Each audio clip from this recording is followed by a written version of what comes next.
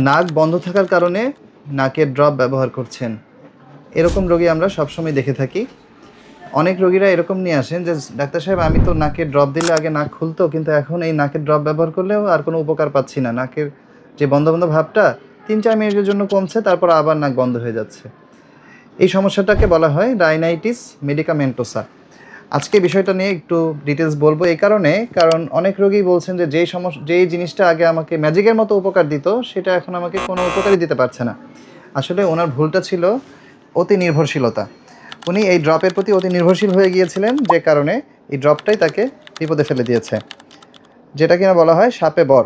আচ্ছা, আজকে একটু ব্যাখ্যা করব কোন ড্রপগুলো এই সমস্যাটা করছে। দেখা যায় অক্সিমেটাজোলিন বা জাইলোমেটাজোলিন গ্রুপের কিছু ওষুধ আছে, যেগুলোর ট্রেড নেম হচ্ছে আফরিন, অ্যান্টাজল, রাইনোজল বা রাইনেক্স। এই ড্রপগুলো আমরা সাধারণত কোনো রোগীর নাক যদি অনেক বেশি বন্ধ থাকে, সেক্ষেত্রে তাকে 3 থেকে 5 দিন বা সর্বোচ্চ 7 দিনের জন্য সাজেস্ট করে থাকি। কিছু কিছু ক্ষেত্রে কান বন্ধ থাকার কারণে আমরা এই ড্রপগুলো সাজেস্ট করি নাকে দেওয়ার জন্য। কিন্তু কখন এই নাকের ড্রপগুলো আমাদের জন্য ক্ষতির কারণ হচ্ছে?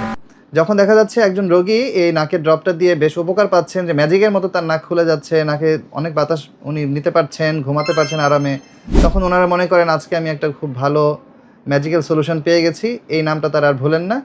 এরপরে ডাক্তারের পরামর্শ ছাড়াই তারা যখনই প্রয়োজন এই ড্রপটা ফার্মেসি থেকে নিয়ে ব্যবহার করতে থাকেন। যখন ইচ্ছা তখনই নাকে দিচ্ছেন, ঘুমানোর আগে নাকে দিচ্ছেন, খুব ভালো ঘুম হচ্ছে। কিন্তু একটা পর্যায়ে দেখা যায় ঠিক ঘুমের ওষুধের মতো, ঘুমের ওষুধ যেমন খেতে খেতে একটা সময় এটা আর কাজ করে না, ডিপেন্ডেন্স তৈরি হয়ে যায়, ডোজ বাড়াতে হয়। একটা পর্যায়ে হাইয়েস্ট ডোজেও আর ঘুম আসে না। ঠিক তেমনি একটা পর্যায়ে সারাদিন 24 ঘন্টা প্রতি ঘন্টায় একবার করে নাকের ড্রপ দেওয়ার পরেও দেখা যায় নাকটা 3-4 মিনিটের বেশি আর খোলা থাকছে না। এটাকেই বলা হয় রিবাউন্ড কনজেশন বা রাইনাইটিস মেডিকামেন্টোসা। এজন্য এভাবে যত্রতত্র এই রাইনেক্স, রাইনোজল, অ্যান্টাজল, আফরিন ড্রপগুলো ব্যবহার না করে এই নাক বন্ধ থাকার আর কোনো কারণ আছে কি না, সেটা অবশ্যই একজন নাক কান গলা বিশেষজ্ঞকে নাকটি দেখিয়ে তারপর আপনার জেনে নিতে হবে। অনেক সময় অ্যালার্জিক রাইনাইটিসের কারণে, সাইনোসাইটিসের কারণে বা নাকের পলিপ থাকার কারণে কিন্তু আপনার এই নাকের বন্ধ বন্ধ ভাবটা হতে পারে। এছাড়াও কিছু কিছু ক্ষেত্রে নাকের টিউমার বা নাকের যে সাইনাসের প্রদাহ বা সাইনাসের ক্যান্সারের কারণেও কিন্তু নাকটা বন্ধ বন্ধ হয়ে যেতে পারে। আরেকটা বিষয় হচ্ছে নাকের টার্মিনেটগুলো বড় হয়ে যাওয়া, নাকের হাড়টা বাঁকা হয়ে যাওয়া।